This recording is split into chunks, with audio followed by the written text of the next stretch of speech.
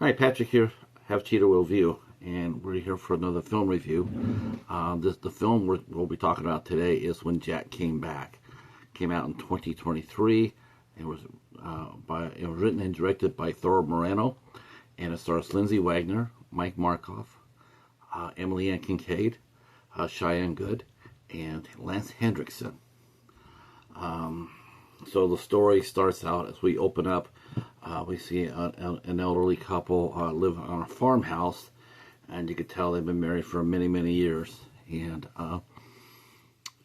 Barry and Nancy live a very peaceful life, and so like a typical morning, Barry's going to go putter out in the barn, and Nancy's going to putter around in the house. Well, Nancy makes Barry some lunch and goes out to give it to him. She finds out that he has passed away from unknown reasons, probably heart attack.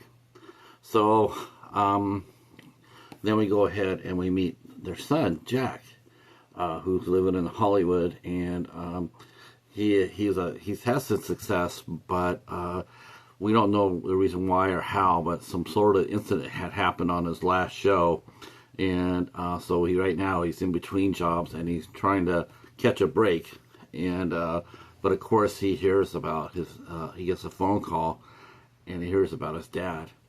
Now, he loves his dad very much. They had a close relationship, but him and his mom Nancy, not so much. So he has mixed emotions about going back to Iowa. As far as he loves his dad, he wants to say goodbye to his dad, but he doesn't want it to fight with his mom. And to complicate matters is that his agent's calling him saying that he's got him another gig starting on the day of the funeral for his dad. So that puts Jack in a really rough spot. But he does the right thing, and he says, I can't do that. I can get there the next day. If you can tell them just to hold it for one day, and I want to say goodbye to my dad. I'll be back for this on the set. So Jack, when push comes to shove, he says, no, I gotta say goodbye to my dad. His girlfriend is not very sympathetic as well. In fact, she tells him what his agent said, and that is, send flowers. Yeah, not the nicest young lady, not the most personable agent. But Jack goes back to Iowa. And he thinks he's just going to go and bury his father, say hi to his mom, and fly back out. But at the funeral, we find out from a nurse that Barry has hired that Nancy has entered dementia. She has dementia, and she's starting to show symptoms more and more, including one time where she had set the barn on fire. Or the house on fire. Actually set the house on fire, and she was sitting in the living room. She didn't know that the fire was going on in the kitchen. So now Jack, whose stay has suddenly become a lot more urgent, he does the right thing. He doesn't want to give up his career. He knows what this means.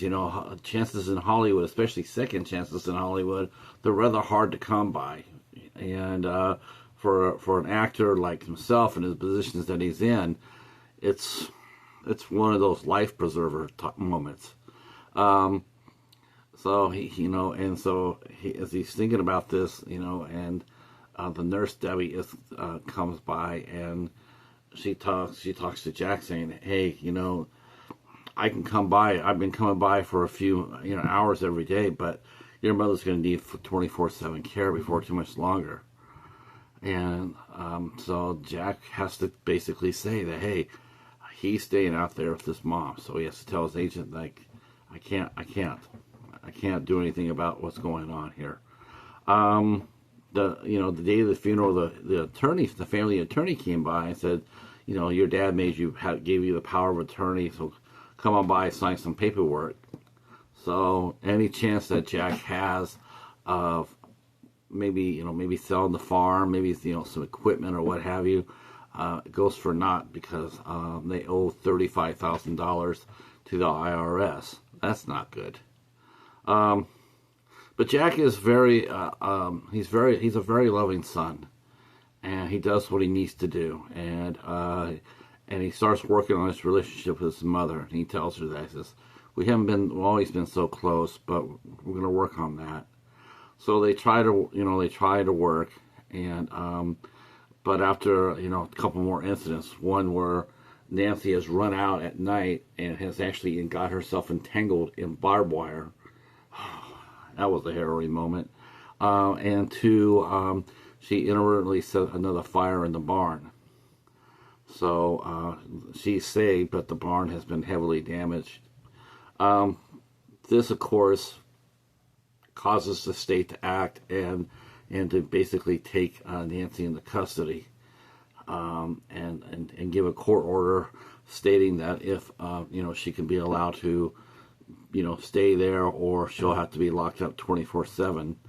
And so Jack he turns and he asks Debbie for help, and he's horribly dismayed to find out that Debbie is actually the one that turned him in.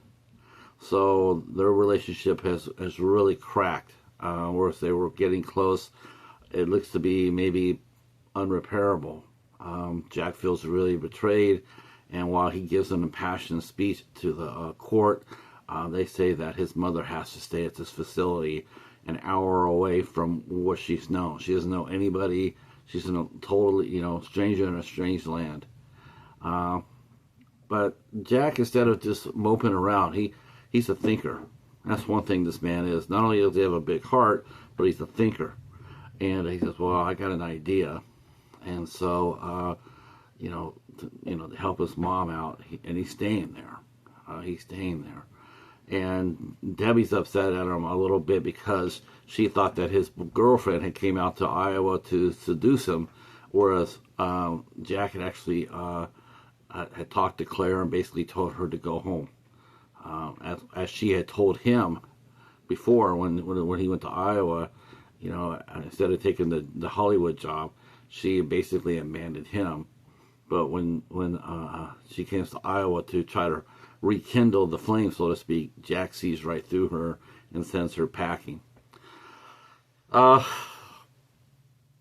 we see that Nancy is getting worse as far as her dementia goes. And Jack comes up with an idea. Says, this is just a Hail Mary, help her out, give her one last good memory. And so he finds out that his dad has sold this old car, Thunderbird, but he has sold it to none other than Debbie, who is a car hound. So Jack and her, they make up, and Jack tells her of an idea. And so she thinks that it's definitely a Hail Mary, but it's one for the books. And the reason why he's making up this plan is because his dad had came to him and talked to him and told him that you don't know your mother nearly as well as you think you do, because your mother was extremely proud of you. She saw all your movies, she saw all your TV shows, she talked about you all the time into the town. The town knew who you were before you became who you were, because she always talked about you. And we never really understand, the reason why that Nancy was so bitter was that she felt like Jack ran away. It's the first chance he got, he slipped the leash and he ran. And it really wasn't like that. He just was following his dreams. But she felt abandoned. And which, in a sense, is sort of, I can understand that initially at first, but I couldn't understand the hostility after telling the town and everybody about him. But every time they saw each other after that, it was very tense, very, very tense. And, and so it was rough. So his dad has to step in through the afterlife and tell him, hey, wake up, your mom loves you very much. So Jack puts together this Hail Mary with the help of Debbie and a statue called Emmy, and he takes the car. He takes the convertible that Barry once owned, and he goes with a little help from some angels from the facility. He takes his mom out for one last ride. It was like what Barry and her did when they first met. They took a ride in that convertible up the coast of California right after they got married. And so this is Jack's way of repaying that, to replay this. And so his mother, Nancy, is absolutely, she's happy. And so Jack goes back and he takes her back to the facility, says he'll be back soon. And then he goes home and he tells Debbie all about it. And she asks him, what's he going to do? And as he's thinking about it, he says, I really like to stay here because there's someone in here I really like. Then he gets a phone call. And it turns out that ride was just the last one that, his mom needed to be happy. And so her dementia came and got her. And I think there was a little divine help there too. So Jack is he's gonna stick around for a while. He's gonna not necessarily rush back to the twist and turmoils of Hollywood. He's gonna stay here in Iowa and see how he likes the life here. I gotta tell you, this movie really is beautiful. I've known about it for by interviewing Mike Markoff before. And honestly, I could not tell you the reason why. I guess I never got a screener. I think what it was. I saw a trailer for it before it came out, but I didn't get a screener. I don't think. But it was a beautiful film. Holy cow! Definitely one of the best I've seen this year. Definitely one of the best. This is a warm, rich film. No melodramatics, no overacting. It's perfect. It's a perfect film. Lindsay Wagner, even at 74, she looks just as lovely as she did when she was doing the Bionic Woman. The lady has aged like a fine wine. She looks just like herself from all those fanboys from the 70s who watched her on the Bionic Woman and the $6 Million Man. Lance Henriksen, his part is small but pivotal, and he gives a great turn as the father. The star of the show, without a doubt, and I'm not saying this because I'm just telling you how I saw it. What a great performance by Mike Markoff. Now I've seen Mike do action. I've seen Mike do drama, or not drama, but action. I've seen him do crime drama. This is the first time I've seen him in a purely dramatic role. And I gotta tell you, I can understand why his star is rising. I can understand that. This is a perfect example of sort of like watching a rising star. And it's funny, it's like, he gives a great job here. His performance is extraordinary. And you could definitely see that he really, really liked his character. He liked playing Jack. And the chemistry between him and Lindsay Wagner was extremely good. I was really proud of him. It's a great job. Emily Ann Kincaid played Debbie. Now this is an interesting part because most of the time the girl who comes over to help rescue the hero, she's a pure heart. But Debbie has thorns, and she's not perfect. You sort of question some of her motives, and some of her actions and some of her behaviors. She accuses Jack twice of being childish, when in fact it's really her that's been childish, and not very trustworthy. And seeing how she turned after the fire in the barn, she turns Nancy in. I get that. That's probably the right thing to do, but she didn't even bother talking to Jack before she did it. And he didn't know that she had done it until after, because he asked her to, can you go to the court and help me speak on behalf of my mom? And she didn't go, and and it would have helped. And then when Jack gets back and finds out that she had done that, of course he feels betrayed, horribly betrayed.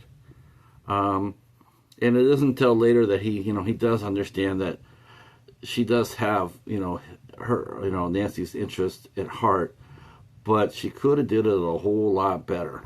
I don't know if I would have trusted her nearly as much as Jack did afterwards, but it made for a really in-depth character, and I thought Emily Ann Kincaid did a great job playing Debbie. Yeah, the music the score is great. The music interludes between the scenes is perfect. Thor Moreno I have said this very rarely, but Thor Moreno has hit a home run as a director. It's the first time director that I've watched. He knocked it out of the park. This is a hard subject to do. Dementia is not an easy subject. It's easy to get melodramatic and overacting and dramatics and put the wrong music in and maybe hysterics at the hospital. It's very easy in a lot of movies to do that. But everything here feels absolutely organic. When Jack came back, feels absolutely organic. I love the subject. I totally can relate to it. My wife's mom had dementia. In fact, I said it was the only good thing that happened that happened when my wife got sick, and that is her mom never knew it. And but her disease was raw and long. She got it before my wife got sick, and she still was with us when my wife died. It's a hideous disease. Dementia, Alzheimer's is a hideous disease. I thought this is the best movie I've seen on the subject since Relic. Relic was really powerful as well. And I will put that link to Relic down in the description box, because that's a really powerful movie as well, and one worth seeing. All right, well, that is it for my review of When Jack Came Back. Highly recommend this movie, 100,000%. It's probably has leaped into my favorite film of the year as far as that goes. I absolutely love this movie. And I'm sorry I didn't review it sooner. But now that you know about it, go watch it. It's on Fossum and it's on Tubi. So you can go to either one of those two platforms and watch it for free. And then come back and drop a comment down below. Or if you've been touched by Alzheimer's or dementia, leave a comment down below too. If you want to share, I'll be more than happy to hear it. Now my review here will be coming out on the 13th of August, as I don't post reviews before I do interviews. And we'll be talking with Thor Moreno, actually, this will come out on the 6th of August. We'll be talking with Thor on August 5th at 8 o'clock. So that's Tuesday of this week. So hopefully we'll see you here for that, for the 5th, and then come back and then hang out with us, and come back and hang out with us the next day for our interview with Mike and Sheldon from the Graveyard Shift. Thanks again for watching. If you're new to the channel, hit the like button and drop a comment. Take care and peace.